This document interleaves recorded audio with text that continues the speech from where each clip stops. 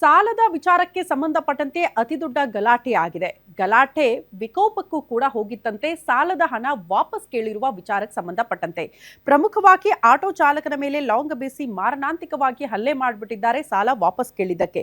ಬೆಂಗಳೂರಿನ ಶೆಟ್ಟಿಹಳ್ಳಿ ಸರ್ಕಲ್ನಲ್ಲಿ ಈ ಘಟನೆ ಆಗಿದ್ದು, ಪ್ರಸನ್ನ ಕುಮಾರ್ 24 ವರ್ಷ ಗಾಯಗೊಂಡಿರುವ ವ್ಯಕ್ತಿ ಅಂತ ಗುರುತಿಸಲಾಗ್ತಾ ಇದೆ. ಕಿಶೋರ್ ಮೋನಿಕಾ ಹಲ್ಲೆ ನಡೆಸಿ ಪರಾರಿಯಾಗ್ಬಿಟ್ಟಿದ್ದಾರಂತೆ. 3 ವರ್ಷಗಳ ಹಿಂದೆ ಮೋನಿಕಾ ಬಳಿ ಸಾಲ ಪಡ್ಕೊಂಡಿದ್ರಂತೆ ಪ್ರಸನ್ನ.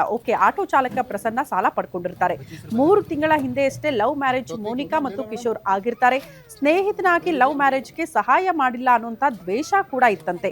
ಹಾಗಾಗಿ ಪತ್ನಿಗೆ ಕೊಡಬೇಕಾಗಿರುವ ಹಣವನ್ನ ವಾಪಸ್ ಕೊಡಬೇಕು ಅಂತ ಗಲಾಟೆ ಆಗಿದ್ದು, ಆಟೋ ಸ್ಟ್ಯಾಂಡ್ ಬಳಿ ನಿಂತಿದ್ದ ಪ್ರಸನ್ನ ಮೇಲೆ ಮಾರಣಾಂತಿಕವಾಗಿ ಹಲ್ಲೆ ಆಗೋಗಿದೆ.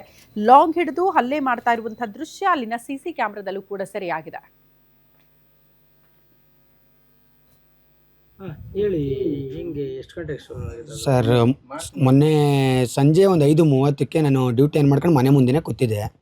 ಪಕ್ಕದಲ್ಲಿ ಬಂದ, ನಮ್ಮ ಮಿಸ್ಸಸ್ಗೆ ಅಮೌಂಟ್ ಯಾವಾಗ ಕೊಡ್ತೀನಿ ಅಂದ. ಯಾವ ಅಮೌಂಟು ಅಂತ ಕೇಳಿದೆ.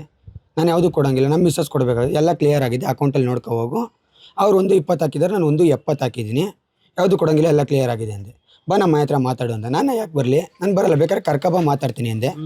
ಆಯಿತು ಕರ್ಕೊಬರ್ತೀನಿ ಅಂತ ಹೋದನು. ಫಸ್ಟ್ ಅವ್ರು ಮಿಸ್ಸಸ್ ಬಂದರು. ಅವ್ರು ಇನ್ನೇನು ಇಷ್ಟು ದೂರದಲ್ಲಿ ನಿಂತಿದ್ದಾರೆ, ನನಗೂ ಅವ್ರಿಗೂ ಒಂದು 10 ಮೀಟ್ರ್ 20 ಮೀಟ್ರ್ ಡಿಸ್ಟೆನ್ಸು.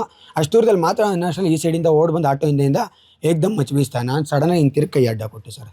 ಕತ್ತಿಗೆ ಬೀಳ್ಬೇಕಾಯ್ತು, ಕೈಗೆ ಬಿದ್ದೈತೆ.